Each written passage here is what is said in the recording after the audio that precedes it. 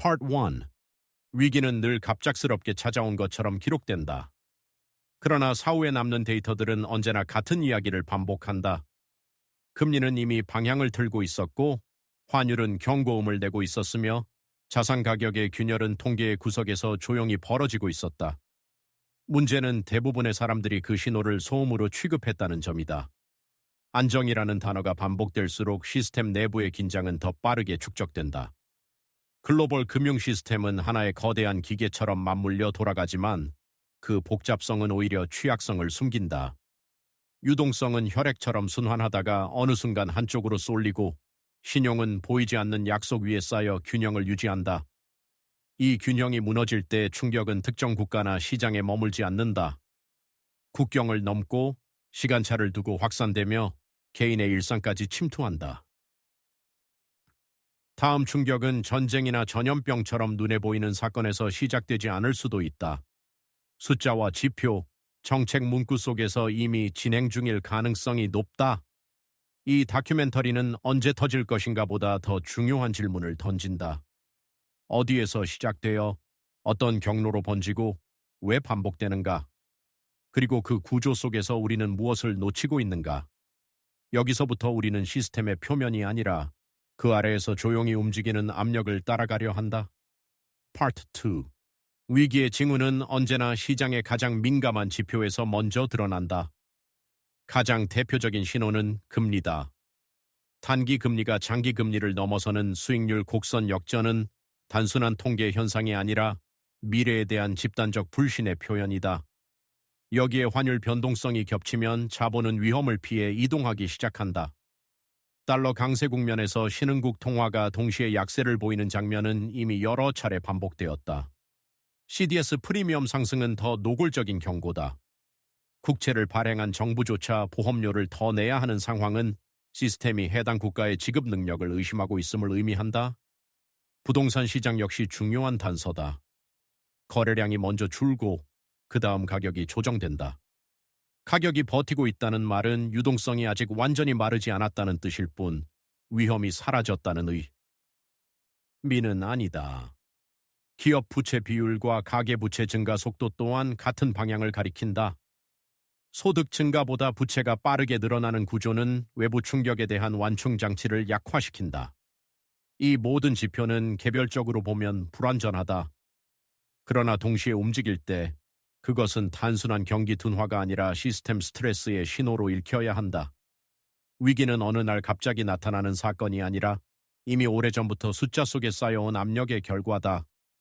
지금 우리가 보고 있는 신호들은 다음 국면이 평온하지 않을 가능성을 조용히 암시하고 있다. Part 3. 경제 충격은 하나의 원인으로 발생하지 않는다. 그것은 연쇄 반응의 결과다. 금리가 상승하면 차입 비용이 먼저 늘어난다. 기업은 투자를 줄이고 가게는 소비를 미룬다. 이 과정에서 현금 흐름이 약해진 부문부터 균열이 생긴다. 부동산 시장은 대표적인 예다. 레버리지를 기반으로 성장해온 자산 가격은 금리 변화에 가장 먼저 반응한다. 가격 조정이 시작되면 담보 가치가 하락하고 금융기관의 대출 회수 압박은 다시 시장을 조인다. 여기에 환율이 개입하면 충격은 배가 된다. 외화부채 비중이 높은 국가나 기업은 통화가치 하락만으로도 재무구조가 급격히 악화된다. 유동성 경색은 이 모든 과정을 가속한다. 시장이 서로를 신뢰하지 못하는 순간 돈은 움직이지 않고 멈춘다. 중앙은행이 아무리 많은 자금을 공급해도 위험을 감수하려는 주체가 없다면 효과는 제한적이다. 이때 CDS 프리미엄과 같은 위험 지표는 급등하고 신용등급 하향 조정은 다시 자본 유출을 자극한다.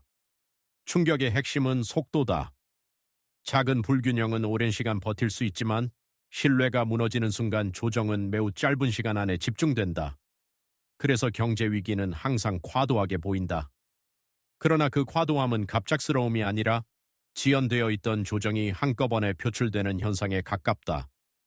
이 구조를 이해하지 못하면 우리는 매번 같은 질문을 반복하게 된다. 왜 이렇게까지 무너졌는가? Part 4. 글로벌 시스템 붕괴의 구조를 가장 명확하게 보여주는 사례는 과거에 이미 존재한다. 1997년 아시아 외환위기에서 한국은 단기간에 외환 보유고를 소진했다. 고정 환율에 대한 신뢰가 무너지자 자본은 일제히 빠져나갔고 IMF 구제금융은 선택이 아닌 생존의 문제였다. 아르헨티나는 반복되는 디폴트의 역사 속에서 환율 통제와 과도한 재정 지출이 어떻게 통화 신뢰를 파괴하는지 보여줬다.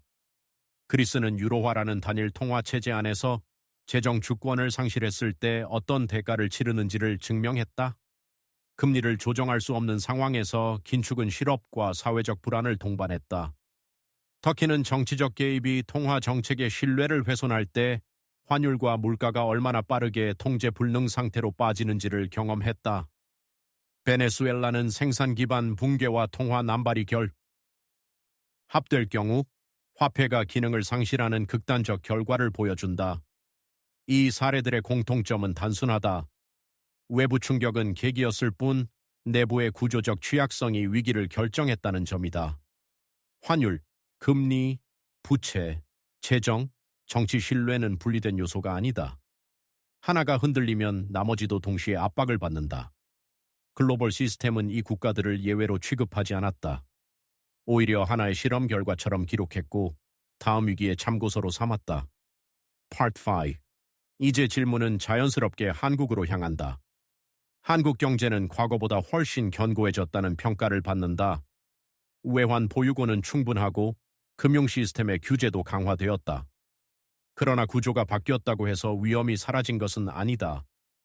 가계 부채 비율은 여전히 높은 수준을 유지하고 있고 부동산 시장은 자산 축적의 핵심 축으로 남아있다. 금리 인상 국면에서 이 두 요소는 동시에 부담으로 작용한다. 환율 변동성 역시 무시할 수 없다. 원화 약세는 수출 기업에 단기적으로 유리해 보이지만 에너지와 원자재 수입 가격을 통해 물가를 자극한다. 이는 다시 실질 소득을 압박한다. CDS 프리미엄이 급등하지 않더라도 글로벌 자본이 위험 회피 모드로 전환하는 순간 한국 시장에서의 자금 흐름은 빠르게 바뀔 수 있다. 특히 반도체, 배터리, 조선과 같은 주력 산업이 글로벌 경기 둔화와 동시에 압박을 받을 경우 고용과 투자 모두 영향을 받는다. 한국 경제의 취약성은 한 지점이 아니라 여러 지표가 동시에 움직일 때 드러난다. 문제는 위기가 발생했을 때가 아니라 발생하기 직전이다. 그 시점에서는 대부분의 데이터가 아직 관리 가능한 수준으로 해석되기 때문이다. 그러나 시스템은 언제나 여유가 있을 때보다 한계에 가까워졌을 때 더 민감하게 반응한다. Part 6. 정부와 중앙은행의 대응은 위기의 성격을 바꾸지만 위기 자체를 지우지는 못한다.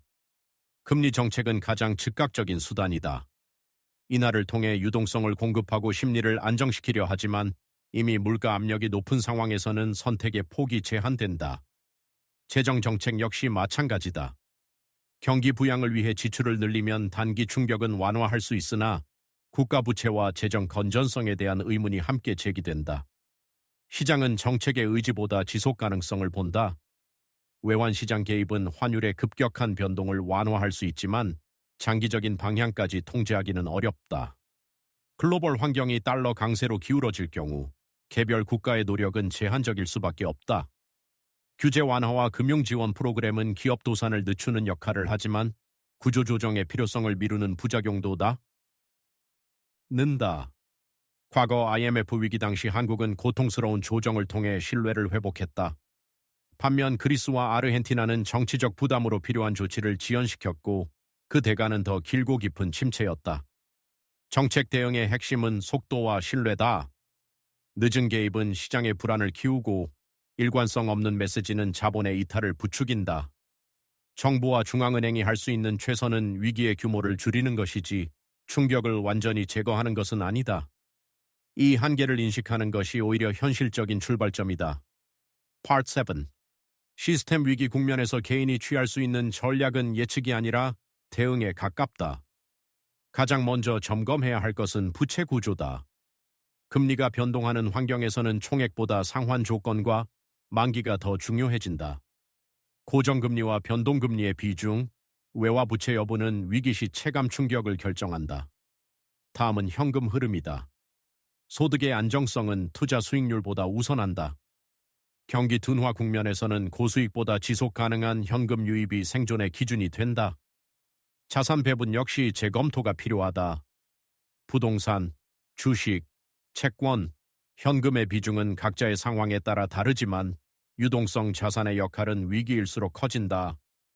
급격한 환율 변동은 수입 물가와 생활비로 직결되기 때문에 통화 리스크에 대한 인식도 필요하다. 모든 자산을 한 국가, 한 통화에만 두는 구조는 시스템 충격에 취약하다. 정보 소비 방식 또한 중요하다. 자극적인 전망보다 지표의 방향성과 정책 신호를 읽는 훈련이 필요하다. 위기는 공포를 통해 판단력을 흐린다. 그러나 과거 사례가 보여주듯 모든 충격 이후에는 재편의 시간이 온다. 개인의 전략은 위기를 피하는 데 있지 않다. 손실을 관리하고 회복 국면에 다시 설 수 있는 위치를 확보하는 데 있다. 이 차이는 위기가 끝난 뒤 삶의 궤적을 완전히 다르게 만든다. 파트 P. 글로벌 시스템 붕괴를 논할 때 가장 위험한 태도는 단정이다. 위기는 반드시 특정 형태로 오지 않고 과거와 같은 방식으로 반복되지도 않는다. 다만 구조는 유사하다. 과도한 신뢰, 축적된 부채, 그리고 그 균형을 유지하던 조건의 변화. 이 세 가지가 겹칠 때 충격은 현실이 된다. 숫자는 감정을 배제한 채 움직이지만 그 결과는 언제나 사람의 삶으로 귀결된다. 금리 상승은 대출 상환 부담이 되고 환율 변동은 장바구니 물가로 나타난다. 부동산 가격 조정은 자산의 문제를 넘어 미래 계획 자체를 흔든다. 시스템 붕괴 시나리오는 공포를 조장하기 위한 이야기가 아니다. 오히려 현실을 냉정하게 바라보기 위한 도구에 가깝다. 위기를 이해한다는 것은 언제 도망칠지를 맞히는 것이 아니라 어떤 신호가 반복되어 왔는지를 인식하는 일이다. 글로벌 경제는 완벽한 안정 상태로 돌아가지 않는다. 항상 불균형과 조정 사이를 오간다. 이 다큐멘터리가 던지고 싶은 질문은 하나다. 다음 충격이 올 것인가가 아니라 이미 진행 중인 변화를 우리는 어떻게 받아들이고 있는가?